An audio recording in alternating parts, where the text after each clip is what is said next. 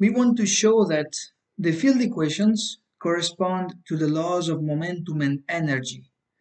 In order to do so, it is convenient to write them in the following form, which we will show to be equivalent to the field equations that we have already derived. Variation of the integral of some function h d tau equal to 0, where d tau is the 4 volume in our spacetime. H is defined like this: g mu nu gamma alpha mu beta gamma beta nu alpha. And remember that we are in a frame of reference where the square root of minus g is equal to 1. Now, first, we have to show that this is equivalent to our field equations.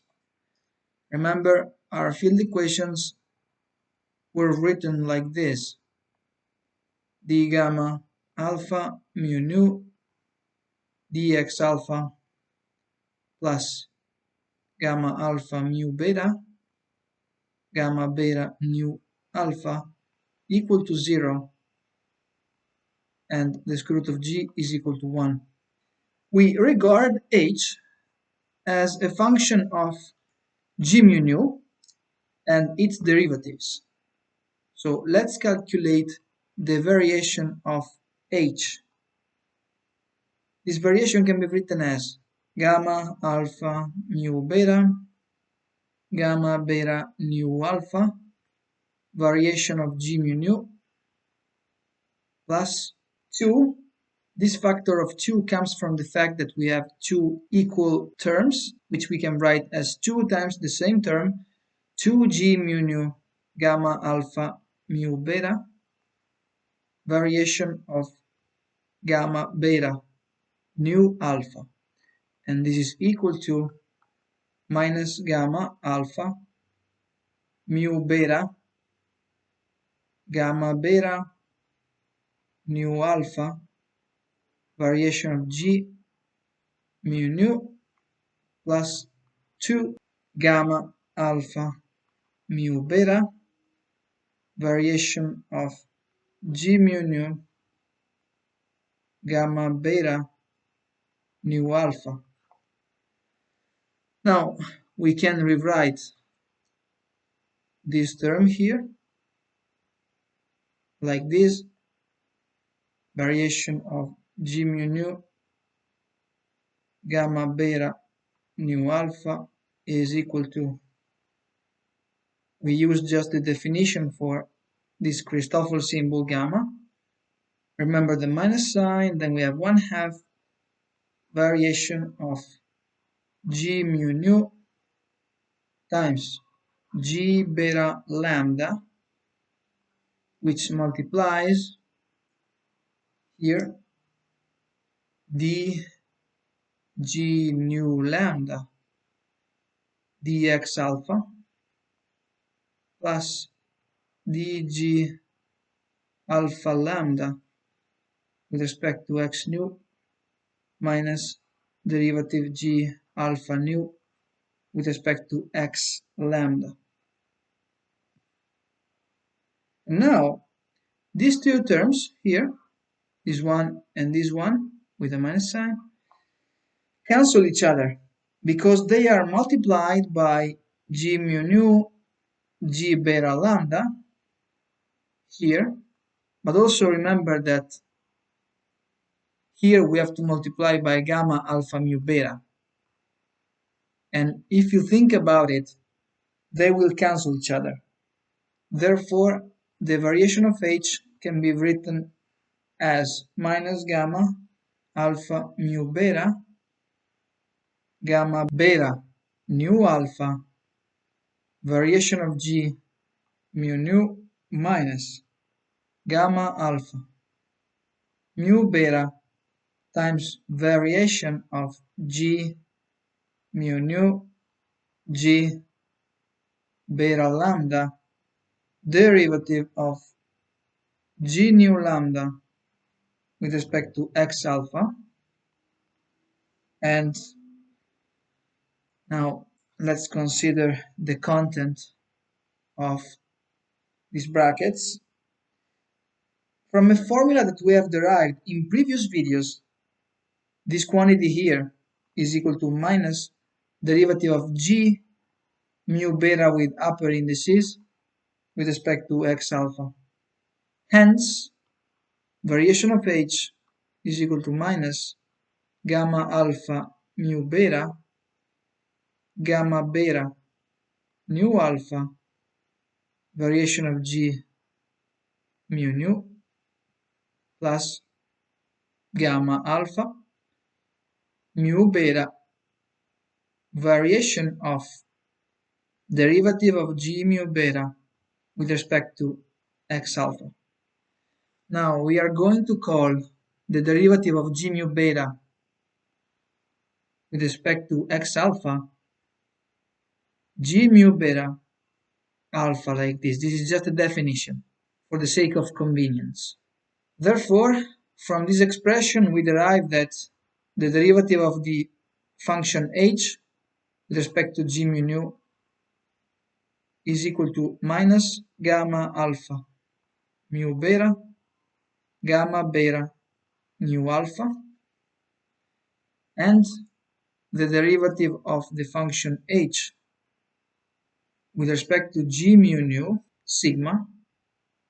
Remember that this is the derivative of g mu nu with respect to x sigma, is equal to gamma sigma mu beta, like this.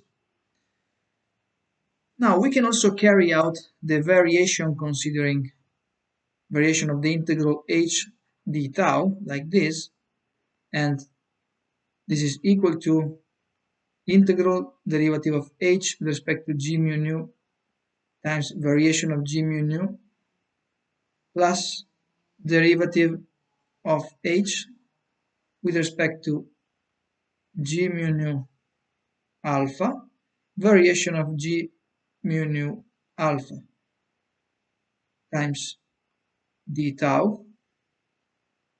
This is equal to, now we can rewrite this term like this, derivative with respect to x alpha of derivative of the Hamiltonian with respect to g mu nu alpha times variation of g mu nu. Here I have simply put the operator d over dx alpha in front, and therefore I have to subtract derivative with respect to x alpha, derivative of h with respect to g mu nu alpha times variation of g mu nu, like this. So we can rewrite that the integral is equal to integral, here I have derivative of h with respect to g mu nu minus derivative with respect to x alpha, derivative of h with respect to g mu nu alpha times variation of g mu nu d tau. Also notice that when I integrate this term, I will get no contribution, because when we integrate this term, we have to evaluate this term here at the boundary. But at the boundary, this variation is 0. So this is what we get. And therefore, this integrand here should be 0, meaning that derivative with respect to x alpha of derivative of h with respect to g mu nu alpha minus derivative of h with respect to g mu nu equal to 0. Now, by substituting the expressions we found earlier for the derivatives of h, which are here, these two expressions here, we can rewrite this equation like this: derivative of gamma alpha mu beta with respect to x alpha plus gamma alpha mu beta times gamma beta nu alpha equal to 0. And this is what we wanted to prove. It's exactly the same formula that we have already derived in previous videos, but we started in this case from a variational principle, and we took the variation of this integral of h d tau, and we set the variation equal to 0. You can see that we can find the same equation also from a variational principle. This is what Einstein did. Now we can multiply both sides of this equation here by g mu nu sigma, like this, g mu nu sigma, and we have to multiply both terms of this equation, and in particular notice that g mu nu sigma times the first term, which is derivative with respect to x alpha of derivative of h with respect to g mu nu alpha, can be written like this. It is derivative with respect to x alpha of g mu nu sigma, derivative of h with respect to g mu nu alpha, minus derivative of g mu nu sigma with respect to x alpha times derivative of h with respect to g mu nu alpha. So we can rewrite the first term like this, and in particular we can rewrite this term here because this is equal to, by definition, d squared g mu nu dx alpha dx sigma, but this is also equal to derivative of g mu nu alpha with respect to x sigma. Therefore, we get derivative with respect to x alpha of g mu nu sigma, derivative of h with respect to g mu nu alpha, then we get minus derivative of h with respect to g mu nu alpha times derivative of g mu nu alpha with respect to x sigma. And then we can also consider this term here multiplied by g mu nu sigma. So we get minus g mu nu sigma dh with respect to g mu nu equal to 0, and these two terms together will simply give me minus dh dx sigma. It's just the chain rule, and therefore we can write derivative with respect to x alpha of g mu nu sigma, derivative of h with respect to g mu nu alpha, minus derivative of h with respect to x sigma equal to 0. We can rewrite this equation in this form. We take the divergence of this element t alpha sigma with respect to x alpha equal to 0, and we define t alpha sigma like this. In particular, just for the sake of convenience, Einstein multiplies this element here by a constant, and he calls that constant minus 2k, like this. And this is equal to g mu nu sigma times derivative of h with respect to g mu nu alpha minus delta, Kronecker delta alpha sigma h, like this.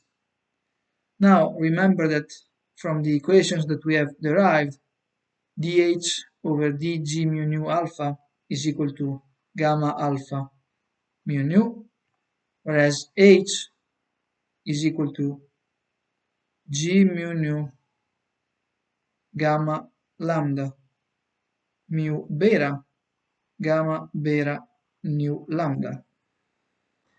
So we can rewrite this equation here like this.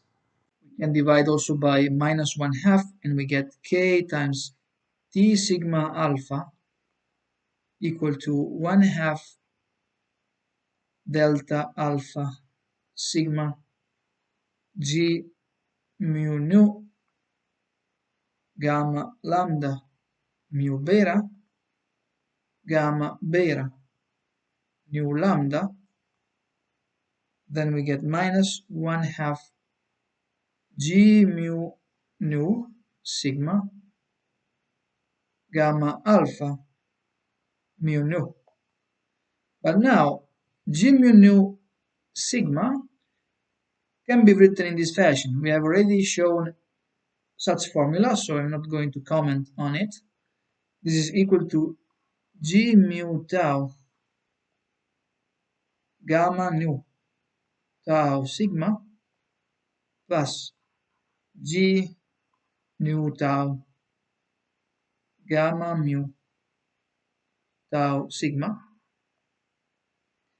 And if we substitute, we get that this is equal to 1/2 delta alpha sigma times g mu nu gamma lambda mu beta gamma beta nu lambda minus g mu nu gamma beta nu sigma gamma alpha mu beta. Now, Einstein states that T alpha sigma here is not a tensor written in this way, but it applies for all systems of coordinates for which square root of minus g is equal to 1. So for all these systems, the expression is this one that we have just derived. At this point, Einstein also considers the energy conservation, which can be written in this form. We have found that d t alpha sigma with respect to x alpha equal to 0, and we can rewrite this as dt4 sigma dx4 equal to minus dt1 sigma dx1 minus dt2 sigma dx2 minus dt3 sigma dx3. We have rewritten this term on the left because according to Einstein's convention, the coordinate x4 is the coordinate related to time. Now we integrate both sides over a three-dimensional volume, so only a spatial volume, dx1, dx2, dx3. We can write, if we integrate this as the total derivative with respect to x4 of the integral t4 sigma times the differential of the three-dimensional volume equal to, then the right hand side can be rewritten in this form. We have L times T1 sigma plus M T2 sigma plus N T3 sigma times the differential of a surface. In this case, it is a surface. It's as if we have considered the divergence theorem here. So L, M, and N are the components of the unit normal that's pointing inwards in this case, because we have gotten rid of these minus signs, and the way to do that is to consider the normal pointing inwards. This expression here represents the law of conservation in its usual form, this expression here. That's why Einstein considered this expression. He showed that from the considerations that we have done so far, we can still derive the law of conservation in this form. Now, the field equations can be given also in a different form, and this is the last part of the video. We consider the field equations written as d gamma alpha mu nu dx alpha plus gamma alpha mu beta times gamma beta nu alpha equal to 0. Now we multiply this equation by g nu sigma, and we notice that g nu sigma multiplied by the first term, which is d gamma alpha mu nu with respect to x alpha, can be written as derivative with respect to x alpha g nu sigma times gamma alpha mu nu minus derivative of g nu sigma with respect to x alpha times gamma alpha mu nu. And now we consider a formula for this term. We already have a formula for that. This is equal to g nu tau times gamma sigma tau alpha plus g sigma tau gamma nu tau alpha. And if we substitute, we can write this as derivative with respect to x alpha of g sigma beta times gamma alpha mu beta minus g gamma delta times gamma sigma lowercase gamma beta times capital gamma beta delta mu. Then we get minus g nu sigma capital gamma alpha mu beta gamma beta nu alpha. Now this term here will cancel this term multiplied by g nu sigma, as you can see. Therefore we get d dx alpha of g sigma beta gamma alpha mu beta minus g gamma delta gamma sigma gamma beta gamma beta delta mu equal to 0. Now we can rewrite this equation here in a different form by using the equation that we have derived here for this element t alpha sigma. Let me go below. I'm going to rewrite that expression k times t alpha sigma equal to 1/2 delta alpha sigma g mu nu gamma lambda mu beta times gamma beta nu lambda minus g mu nu gamma alpha mu beta gamma beta nu sigma. Now first let's contract the two indices alpha and sigma. So we have k t alpha alpha, and let's define t alpha alpha as just t. So I have kt, this is just a definition, and then this is equal to, we have to contract alpha with sigma here, so we get delta alpha alpha, which is 4. So we get 2, because 4 divided by 2 gives me 2 times g mu nu gamma lambda mu beta times gamma beta nu lambda minus g mu nu gamma alpha mu beta times gamma beta nu alpha, and this will give me just g mu nu gamma lambda mu beta gamma beta nu lambda. And therefore now we have derived this expression here, which we can use to replace this term here in this equation.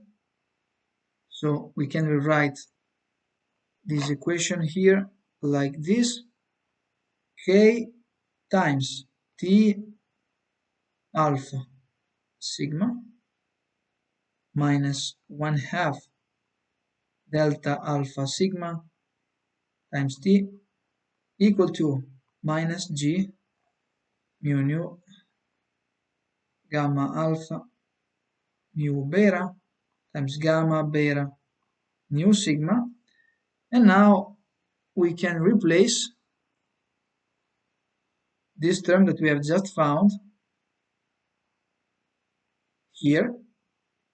So when we do that, we get derivative with respect to x alpha of g sigma beta times gamma alpha mu beta equal to minus k times t sigma mu minus 1/2 delta sigma mu times t.